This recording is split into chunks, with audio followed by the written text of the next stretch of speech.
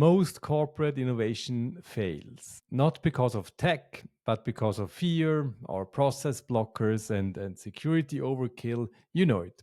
But what if the secret to scaling to real impact is not really building more labs, but acting like a customer? In this episode, we dive into how venture clienting flips the innovation game for corporates. Our guest, Dr. Philipp Gneiting, he helps 600 plus global giants to test and scale new technologies through startup collaborations. This one's for every leader who is stuck between the daily operations, compliance chaos, and the transformation urgency we all face. But Philip, for the introduction, Plug and Play is more than just a startup incubator. Can you please give me a broad overview what it is? Absolutely, Mark. And first of all, thanks for having me. Super excited to share some of my insights here with you in the podcast. First of all, we are known as an accelerator. And as a matter of fact, we run accelerator programs globally. And we help with our around 50 programs, 2,500 startups annually to succeed with classic accelerator services. But why is it relevant? Because simultaneously, as you mentioned already, we also work with around 600 corporates spread in 25 different industries. And here the idea of Plug and Play is to connect the corporates with the startups. And I think we will explain later or discuss later how this venture clienting actually works. But I think understanding that Plug and Play, first of all, helps the startups is pretty relevant, since this allows us to have a global oversight of everything that happens in various industries. Like on a live mode, only always like on a day-to-day mode. And as a third pillar, Plug and Play is a pretty active investor based on our connections on the accelerator programs. We invest roughly into one startup a day in a very early phase. In the moment we see, hey, this is a promising model, promising people, and we also sense the startup gets some traction from the corporate partners through PoCs or through implementations. So it's actually a three-streamed business that Plug and Play is active in. Before we dive into the details of what you do, I would like to ask you the why. Like, why are you getting up in the morning? So you must solve a problem and a challenge. So I'm talking about messy pilots or companies which are really not sure like how to kickstart an innovation. And especially in the times of AI and agents, it's like on a daily basis, people coming up with new ideas. Can you talk more about the problem you solve and why you're getting there and stand up every morning? For me, the beauty of my job is like connecting to very different worlds. So on the one hand, as you mentioned, we have this highly agile startup world. Like the founders, they come up with new ideas. They have no plan B.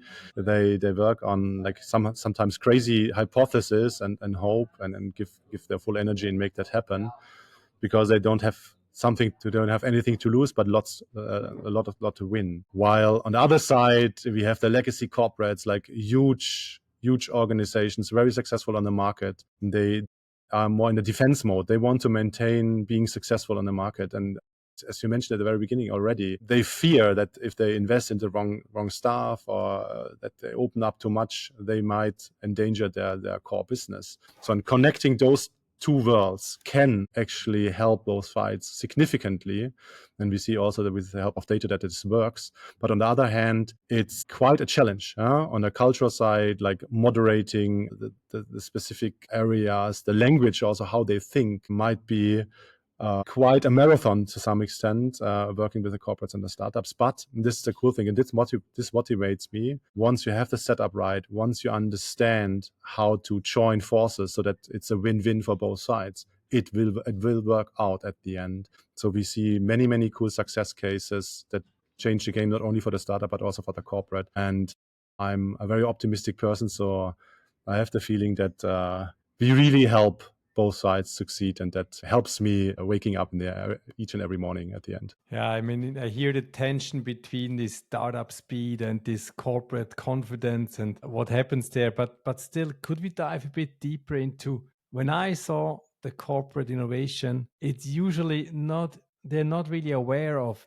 does it go right? Does it go wrong? Where do they stand? Could you point out like signals or do we see when something goes wrong, and what are the usual problems and errors you do as a corporation? I think what a corporate is really successfully doing something. They have a core competence, they have products, they have services, and they obviously are very successful in selling this or generating value for their clients. But simultaneously, this becomes also somehow a challenge for them to cannibalize or threaten this whole core competence. And the moment you invest into something completely new, something disruptive, transformative, this is also the moment you step out of your current core competence, step out of your comfort zone. On the one hand, you have to investigate in something that you are not like sophisticated in yet. This is also like investing your resources in something that is not generating a significant part to your revenue stream. This is also something which is, from a competence perspective, something you are not used to do. Usually the corporates, they have run their business for multiple years or for decades already. So investing into some completely new approach and new technology and new use cases, this is something they have to build up from scratch. And companies, they don't have experience that much, or most of the companies don't have this experience on like building something new from scratch, working in a startup-like mode. So what we see is that companies, when they say they want to innovate, that they usually just innovate on a small portion. You could even say this is like continuous improvement processes. They just like try to maintain their current core product with slight improvements, efficiency gains, and they call this innovation, which works. And I don't say this is bad. I just say that long-term, this is not sufficient because this doesn't allow them to really prepare for the next wave, the next movement in the industry.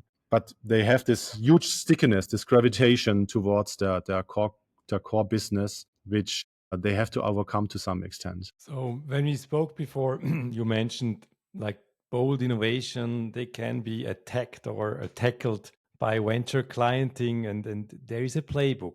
Could you explain first, like what is venture clienting and how did you invent this playbook and how did it all started? Absolutely.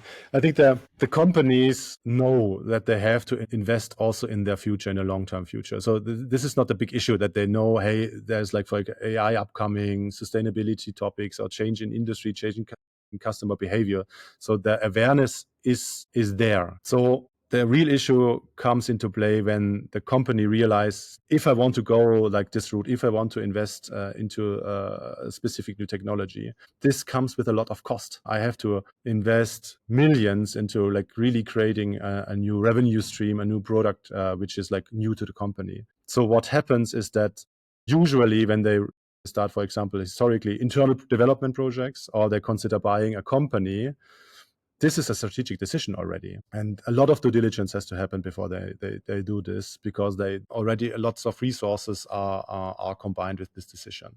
So this is the usual either internal development or M&A activity or even venture building, lots of investment. The beauty of venture client as a new model is you start with comparably small steps. So although you say there's a super crazy idea coming from a startup, and this might disrupt our own industry. This might be transformative for our industry. You don't have to decide upfront, okay, let's invest 10 million and buy the startup or buy a certain share in the startup. You simply start by, okay, let's define a 2-month project with the startup that allows us to elaborate more. Is this a strategic fit? Is the technology ready? Is this a business case? Whatever's relevant right now, and just like go one baby step ahead to increase transparency over the opportunity and allow a better assessment, which then after you purchase something from a startup and you learn through the POC or MVP, puts you in a better decision to decide maybe a bigger next step.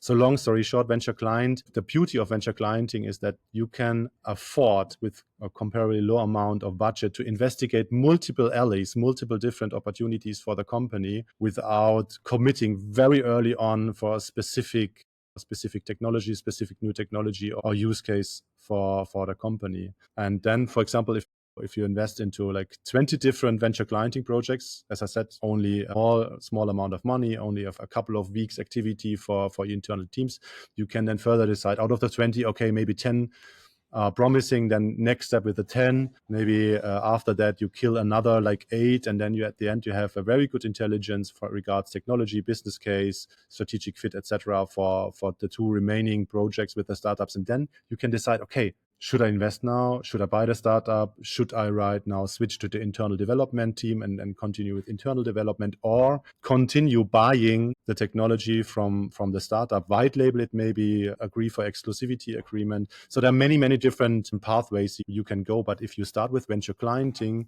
you can start comparably cheap and very fast, which allows you in this dynamic world to don't miss important technologies or use cases. So what we see also within our corporates, that they start to become more risk hungry, because they say, hey, it's just a couple of weeks, a few months down the road, and then we have more intelligence, and then we can decide moving on.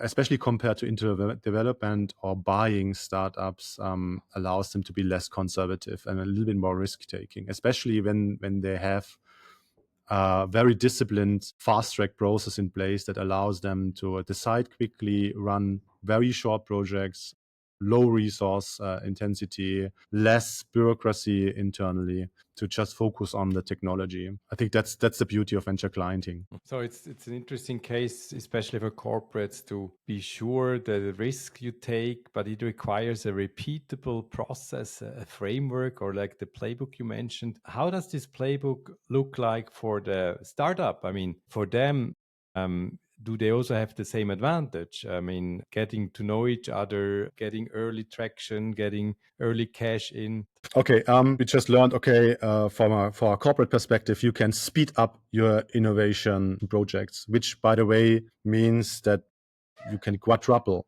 number of the early phase projects. They have lots of more intelligence, which you can also like create positive ROI at the end. Even in the first year of running venture clienting projects, companies who do this in the right way already see positive ROI, also considering the costs of the POCs, the cost of the teams, etc. So that's for the corporate side, that they can speed up innovation activities with this additional channel of venture clienting. Now, coming to your question, what's in it for the startups?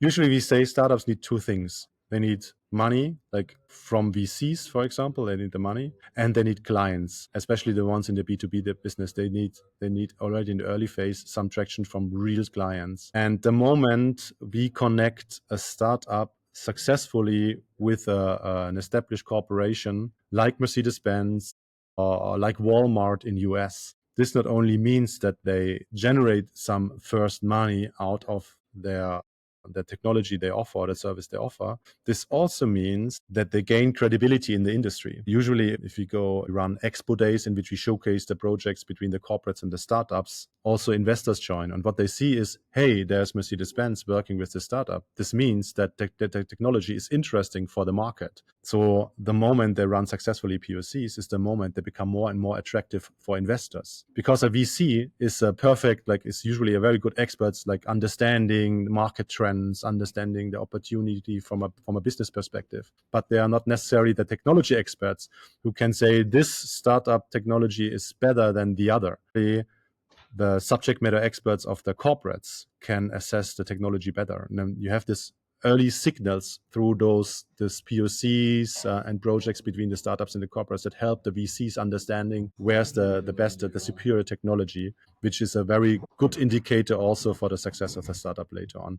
So it's not only the money, it's not only understanding the industry needs from the first feedback from this corporate customer. It's also the boost in credibility and in consequence also the valuation of the startup that they gain. So for them, it's a model to speed up the success or the growth, the growth path to success through corporate collaborations. Okay, convinced. I mean, it's like speeding up, but also building the relationship, building the trust. So, especially with risk-averse stakeholders, I think it's a very convincing approach. It's Yeah, also a way of educating on the way. But what I have in mind is like this is also a culture clash. So you have like the big corporates, and of course you have small team dynamics, but then the maybe not so experienced startup comes in and thinks like everything is super easy and fast, and then they are confronted with like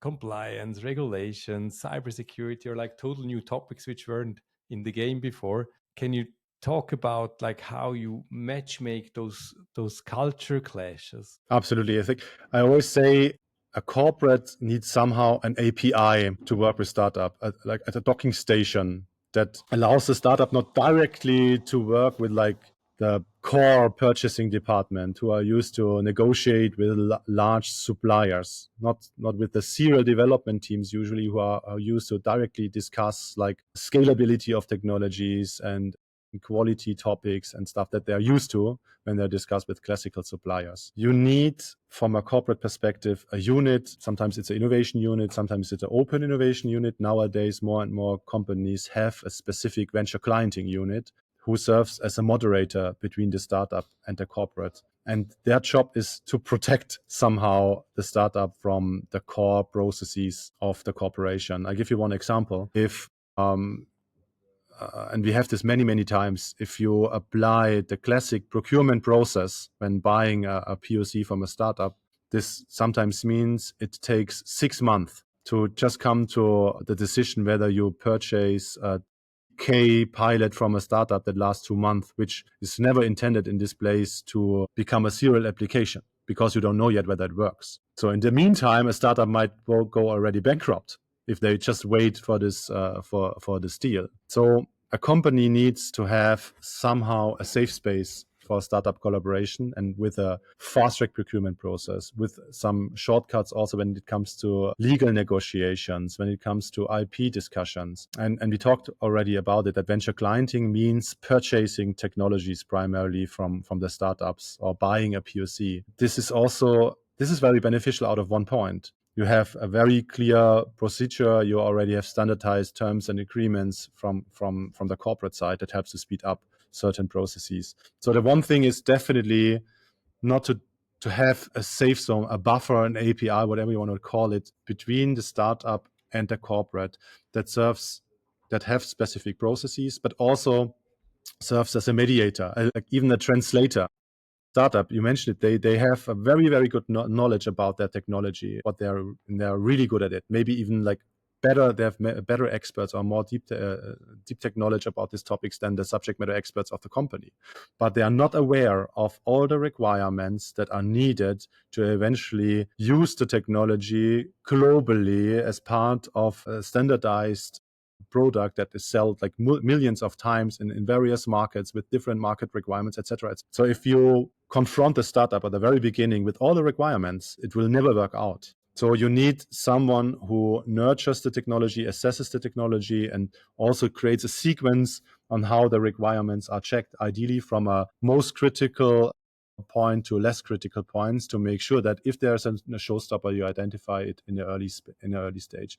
So if you don't have this like buffer zone, what we see is that most of the companies don't commit to a POC at the very beginning because they say it takes too long internally. It's maybe too costly because we are not experienced of running those very small scaled projects. So they don't see projects at all. I think that's the one hand, having this separate zone with fast track processes and this mediator unit that serves as a translator. Hey, Philipp, now I want your hacks. You've seen so many startup cases, venture clienting cases, and I want to export your brain and your experience on that. So given the following situation, so our tech audience is usually, let's say, fintech or in energy or insurtech or banking. So they are kind of regulated and their IT budget goes to maintenance mostly. So it's hard to really create something new. What would you advise? And maybe also point out what most tech leaders don't know or don't see.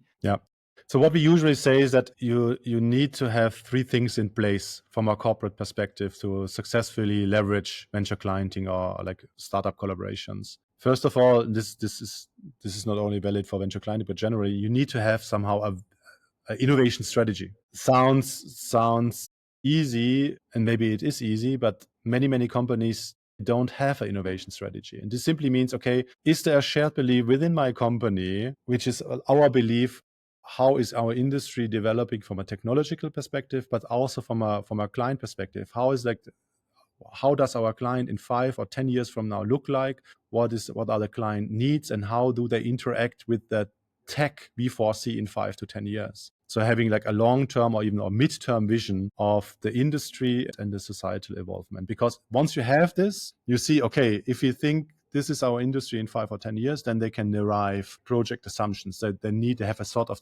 trajectory where they should go. And once you have this, you see white spots. You see certain needs for technologies you have to invest today in order to step up sequentially to reach your end game, so to say, from a innovation vision perspective. So this is strategy work. It's like a target roadmap. And then once you have this, you see white spots that you can't cover with your internal resources. You don't have the competence, and maybe it's too expensive to hire people for all the relevant white spots right now. So this is one thing. The next thing, I mentioned it already, you have to have a process, a muscle for innovation activities that allows you to have this, to explore what are the most relevant partners, to explore what are the most promising opportunities, the best technologies globally. And so have this exploration process. Then they need to have this POC fast track process that allows them to cheap and efficient run the first steps, and also to assess them adequately from the end. What is needed in order to implement this in 1 year? What do I need to check? Which boxes have to be checked so that in 12 months from now, I would be able to implement a new technology in the mothership, so to say. And the last thing is they need to have the right mindset, the right culture. A company is created to produce zero failure. This is like extremely important. You have this execution engine, especially in fintech, highly regulated market. You don't want to have failure in the game, because failure is damaging your credibility, and it's also inefficient, it's costly. While securing this execution engine, which is at the end 95% of your company, you need to have this 5% also in place in coexistence with your mothership that works in this trial and error mode, in which a failing POC is not treated as a blameworthy failure, but as a praiseworthy failure, because you tested the hypothesis, it didn't prove right, it proved wrong. So you move on, you learn out of the failure, you invest the money or your resources in the next topic, and you have this pipeline or this portfolio of projects which might fail and then others win. From a cultural perspective, this is something new to the company, and you have to be very careful about creating this safe space also for your own people, that you say, hey, this is venture clienting. This not necessarily means that every project will turn out to be a success, because we investigate in new technologies. And what we've learned is that you have to treat them somehow differently, so that this is a startup project. This is not an internal development project. Internal development projects are intended to have a 100% success rate, ideally. But startup projects, we accept, for example, from the very beginning, I openly shared at Mercedes, we expect more than 50% of the projects will fail. But we also said we only investigate in very disruptive, crazy project ideas. Yeah, we also have standardized, we have continuous improvement projects and internal development projects. But for startups, we intend to have crazy projects, and we want to see failing projects, because if you don't see failing projects, obviously we are still too conservative. So creating this atmosphere of trial and error on the one hand, but ensuring simultaneously the proximity to the mothership, this close coexistence is absolute key. And especially the last point is the biggest bottleneck. And I tell you, one of my biggest insight I want to share today is how to create ownership internally with the business units who are responsible, who are the stakeholders in the end game of innovation later, which are the business units who have to adopt the technology, have to actually implement the technology later on. Those business units have to have ownership from the very beginning, whilst not being overwhelmed at the beginning, because otherwise they would say, no, we cannot afford it. This is on top of our day-to-day business. We are already busy. This is risky. Why should we invest our time in it? So ensuring they have the ownership, they are in a steering wheel position, we say, in the automotive industry, whilst not overwhelming them, is absolutely key to ensure that they will, at the end, once a POC is over, once the assessment is over, also are up for the marathon, because the POC phase is the sprint, it's the fun time, and what follows, if we say we implement it, is the marathon. And you need to have the full buy-in of the business unit. They need to have full transparency. They need to allocate the resources, the time, and ensuring ownership, buy-in from the business units, while making also sure they have access to this intelligence, they have the fast track processes, they have someone who helps them moderating between the startup and the requests of the business units. Absolute key. And most of the companies we work with struggle with the buy-in of the business units. Hey, that's a great takeaway. So I see that open innovation only works if you build for speed and the described safety zone, that it's not overwhelming, that it's on the right flight level. And I also took away from me that the venture clienting is not buying, but it's testing value first. And this is my last question. Like, if I want to test the value first and fast, how can I get started with you? So how do I find you? I would say the moment you're interested in venture clienting is the moment you start to explore startups. You can, for example, attend conferences, go to one of the 1,000 plus plug and play events we host globally, in which we bring for specific industries or even for some specific topics, corporate leaders together. But long story short, get out of your building and start interacting with startups. Approach us as plug and play directly, go to conferences. You will be amazed what the startups, kind of ideas the startups have that are maybe tackle a problem from a very different perspective that might be a shortcut for you or for your own innovation agenda. Maybe I give one example that might be relevant. Automotive manufacturer in Germany once had a huge problem. They built luxury cars, premium cars. It's not Mercedes, but they have one big issue. When people were using their in-car communication, the in-car voice system that helps them like to talk to the car, telling them what to do, like the sound AI, so to say. It was really challenging for the systems to understand actually what was spoken. So there was a lot of like imperfection communicating towards the car. And the internal development teams, they ran out of ideas. They tried everything, having better microphones, sensitivity, all the stuff. They tried everything. And then they approached Plug and Play and asked them, hey, do you have other solutions? And what we found was a startup who was developing a system for drive-in restaurants. And they used cameras to interpret lip movement and to interpret what was spoken, not through microphones, but through the lip movement. And now the POC was implementing this the lip reading algorithm using the existing in-car camera. With that, OEM was able to augment their interpretation skills, not only using the voice, but also using the lip reading, which then helps them to interpret what was spoken. So once you like open up to technologies and use cases from the startups, you will see also topics that you have not on your list, that you can call them collaterals, but they can really create shortcuts and they can extend your range of possibilities at the end. Great, Philipp. Thank you so much. The very valuable use cases at the end. So everybody has to listen from the beginning to the end. Perfectly emphasized. Thank you very much for being here, Philipp Gneiting. Thanks, Mark. It was a pleasure. Hope to see you soon in one of our events.